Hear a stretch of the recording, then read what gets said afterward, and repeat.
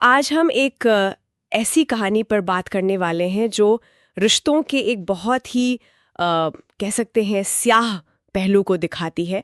कैसे एक हनीमून जो मतलब ज़िंदगी की एक नई शुरुआत होनी चाहिए थी, वो एक खूनी साजिश का भयानक अंत बन गया। ये कहानी इंदौर के राजा और सोनम रघुवंशी की है।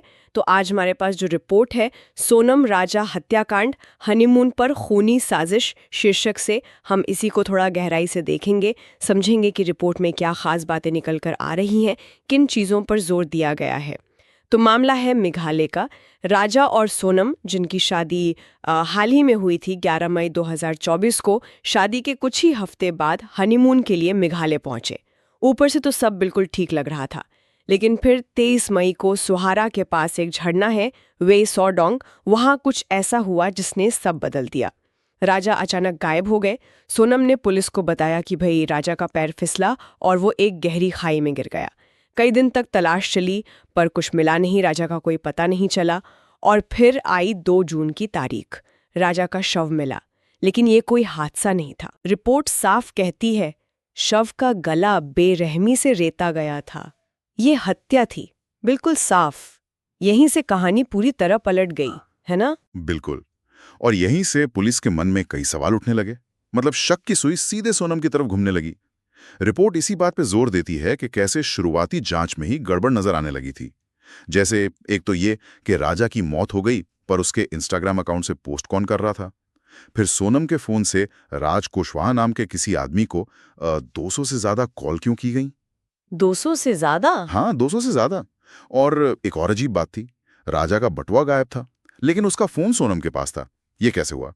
तो ये छोटी छोटी बातें थी जो इशारा कर रही थी कि कुछ बड़ा छुपाया जा रहा है, कहानी सीधी नहीं है। 200 कॉल्स तो वाकई मतलब बहुत ज्यादा है, इससे तो शक होना ही था। तो फिर जांच आगे बढ़ी तो क्या सामने आया, कुछ पता चला इन कॉल्स का? हाँ, बिल्कुल।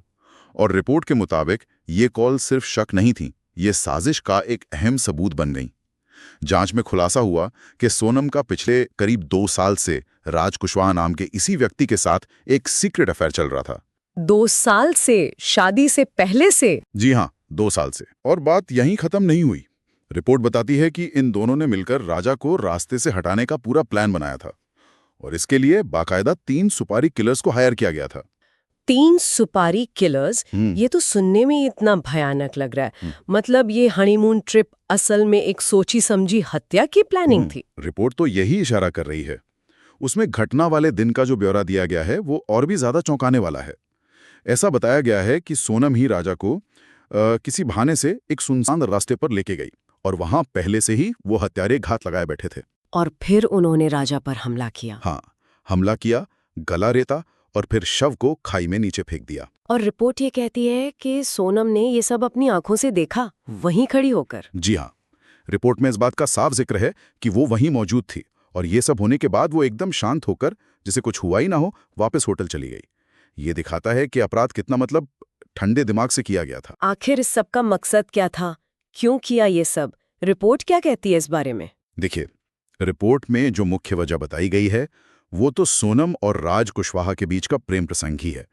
लेकिन एक दिलचस्प बात यह है कि रिपोर्ट कुछ और अटकलों का भी जिक्र करती है, जैसे पैसों का लालच हो सकता है, या फिर काला जादू का शक, यहां तक कि मंगल दोष जैसे ज्योतिषी कारणों की भी बात है। अच्छा, मंगल दोष? हाँ, हालांकि रिपोर्ट साफ कहती है कि ये सब सिर्फ अटकलें हैं। पुख्ता तौर पर मकसद प्रेम प्रसंग ही अदा है, पर इनका जिक्र होना दिखाता है कि समाज में किस किस तरह की बातें चल रही थी। इसमें कई परतें नजर आती हैं। तो पुलिस ने ये केस सुलझाया कैसे? क्या खास था जांच में? रिपोर्ट में कुछ बताया है? मेघालय पुलिस ने काफी तेजी से काम किया, ये बात रिपोर्ट में साफ तौर पर कही गई है।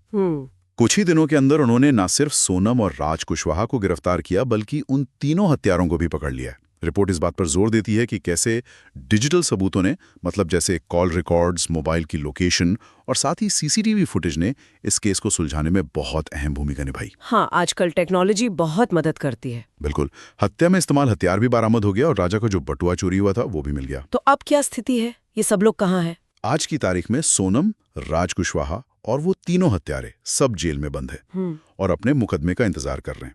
जाहिर है राजा का परिवार तो सदमे में है और वो न्याय की मांग कर रहे हैं। वाकई एक बहुत ही दुखद और चौंकाने वाली घटना है ये। हाँ, और ये पूरी घटना सिर्फ ये नहीं बताती कि अपराध कैसे हुआ या किसने किया।